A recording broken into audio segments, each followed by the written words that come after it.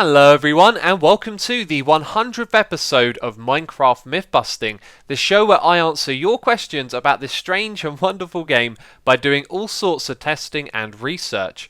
A comment I frequently get on my videos is why not use the wiki?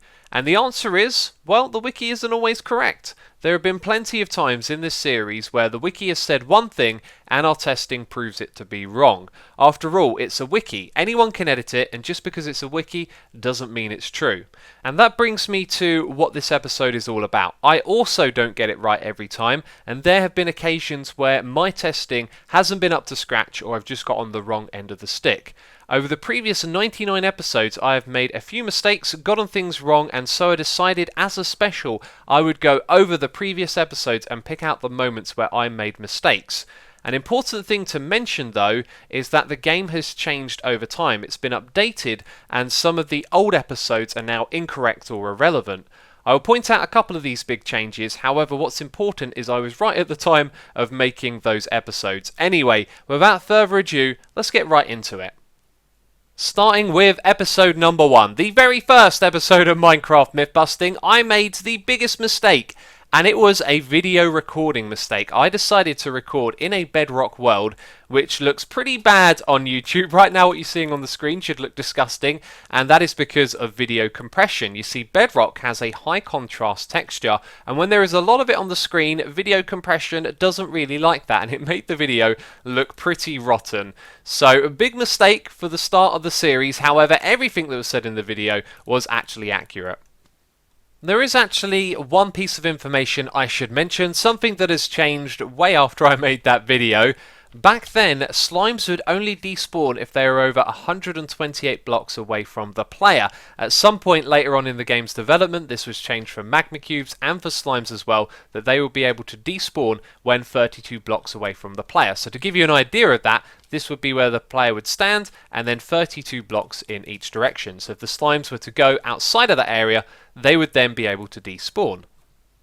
So I decided to cast away the bedrock world. We needed something new and fresh, and so I created a void world where we would fill it with all of the things we were going to do in this myth-busting series. And you can see that the world has well and truly become populated over time. But the very first thing that we built was this testing facility right here. We made it in the second episode, and it was to find out if letting leaves decay naturally or mining them with a fortune axe made any difference to the drops that you could get. And the answer was no. No, it didn't. However, Mojang came along later and decided, actually, fortune on an axe, that's now going to make a difference. And I can tell you, that difference is not worth your time. It turns out the difference it makes to the drop rate of saplings and apples is so minuscule, it's really not worth your time. If you're thinking, I really need apples and saplings, just let the trees decay naturally. It is far more efficient than chopping them down with an axe.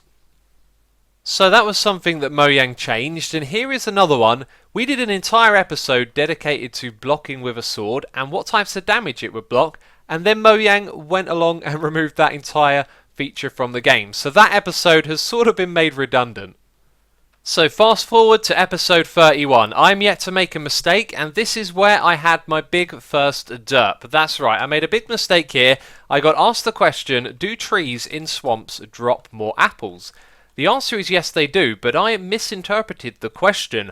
I thought the question was about the leaf block being inside a particular biome, and that meaning it was more likely to drop apples. So I spent a lot of time going through all the different biomes in the game, running tests and seeing how many apples we'd get from decaying leaves, and it turned out I completely misunderstood the question, as I learned when I published my video.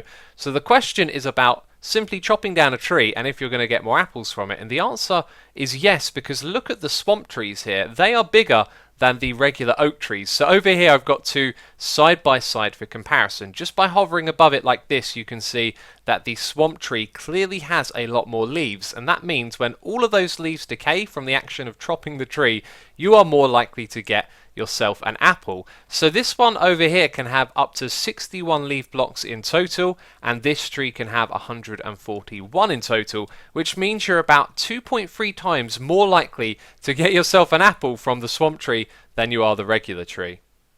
So I misunderstood the question, and what I showed in the video was completely accurate. However, in this one, the first episode of Mini Myths, I got it completely wrong. This question was to do with water and lava reducing fall damage.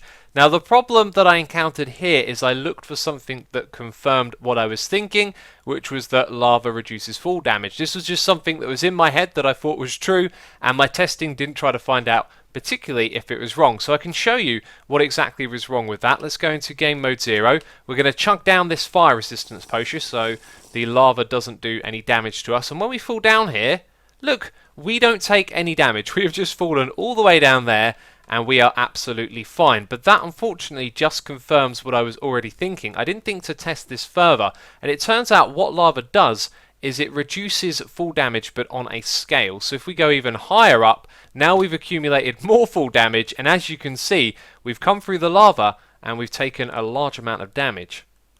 So this time we're going to do the same thing again, but with water, and you'll see the results are different because water removes all of the fall damage, whereas lava only reduces it.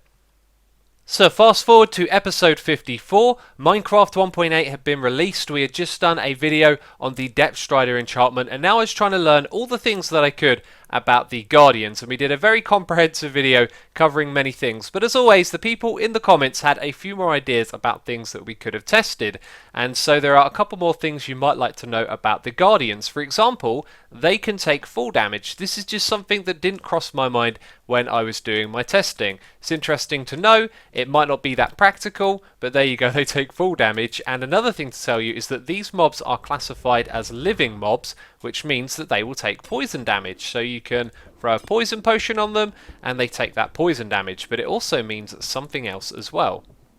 So, as a living mob, guess what doesn't like them? The Wither, you are correct. Let's also summon in some Guardians in our little test world here. That's a little bit on the crazy side, but now we will see that this Wither is going to attack them.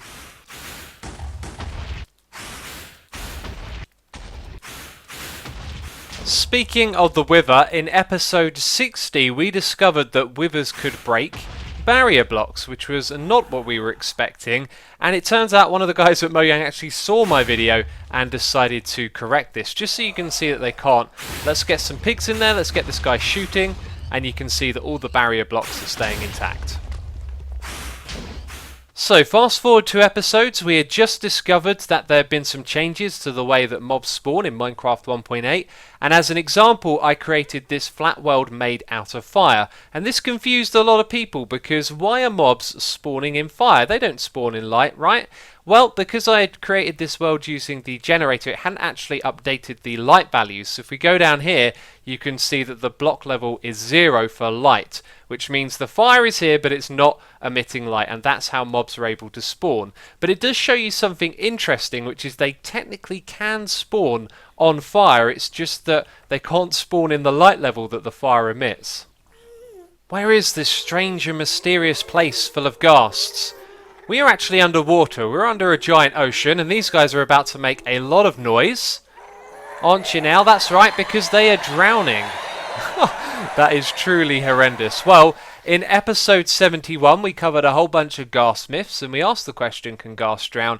And actually the way that I did the test, the ghasts were colliding with the barrier blocks nearby, so they took damage instantly. So I wanted to take the time to correct myself and say ghasts do drown, but as you'll see here, they don't take damage instantly like we saw in that episode, which means just like the player, they can spend a certain amount of time underwater and then they're going to start to drown. Episode 76, I decided that we were going to go into a flat world. We were going to throw ender pearls to find the most optimal angle to throw them at to go the furthest distance, and I found the correct answer. And a lot of people in the comments thought that I got it wrong, and it turns out that the intuitive answer is actually incorrect, and because we did our testing in the game, we found the correct answer. So if you're going to throw an ender pearl, you can press F3, you can see what angle you're throwing it at, and it turns out that between -41 and -43 is the most optimal angle. Now the intuitive one, if you know any mathematics, would have been -45. The reason why it turned out not to be -45 is because you don't throw ender pearl from your feet. You throw them from your hands or somewhere around the middle of the body, and because of that it means the ender pearl starts in a slightly higher position. So because we did our testing in the game, there was actually another variable in there that we hadn't considered. So I got everything right in that episode. That was just something I wanted to talk about for some time, so I'm glad we made this video. So this next one is one that I will stand by. A lot of people disagreed with me about which mobs could climb up ladders or not, and I think it boils down to your definition of what climbing is. To me, it means that the mob itself sees that there's a ladder and chooses to use it, and the slime is a good example of that. So this thing is going to go across, climb up the ladder, and off it goes. So on here it's listed as green, and for example zombies will be listed as red. They can't, but a lot of people disagreed with me and said, oh no, zombies can climb ladders. So I'm going to spawn one in, and you'll see that this guy will not. Look, he just stands next to it. Nothing happens. He can't use his AI to interact with the ladder. Now if I spawn in a lot more, something different is going to start to happen. Some of them will bob up and down a little bit, and then it looks like one of them is getting a bit of a leg up. And this is because the properties of the ladders, I believe, are being applied to the zombies as they're being pushed around. So it takes the other ones behind them to push the ones in front up the ladder a little bit. But to me, I don't consider that climbing. And if you do, then I guess we're just going to have to disagree on that one. And so, a few episodes later, with number 83, we also hit a topic that caused a lot of discussion. I was trying to figure out the most efficient way to lay out your rails to conserve the amount of powered rails that you were using. And this just led to a whole bunch of discussion and opinions about the way the testing was done and what the results meant. So much so that I'd already actually created a follow-up video to it, a sort of rebuttal. If you're interested in seeing that, you can find a link to it in the description box below.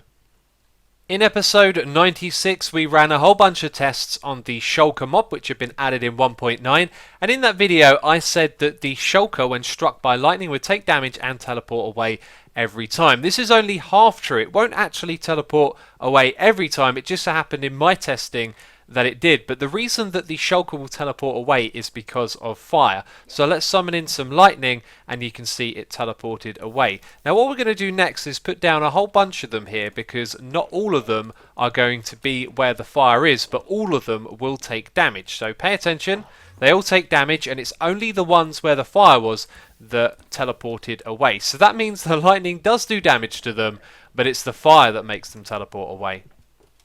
So that, ladies and gentlemen, is all of the mistakes that I could find and revise. And if you've enjoyed this video, please do leave a like. As always, thank you for your support. This one took me a really long time to put together, having to go through all of those old videos and try and remember where I made mistakes. But I think we covered all of them, and if there's any that you think that I missed from the series, then you can leave a comment down below. But that is going to be it from me. I hope you enjoyed the 100th episode special. Be sure to leave a comment and let me know what you thought of it. But anyway, that's it from me, so thank you for watching, and I'll catch you next time. Bye bye!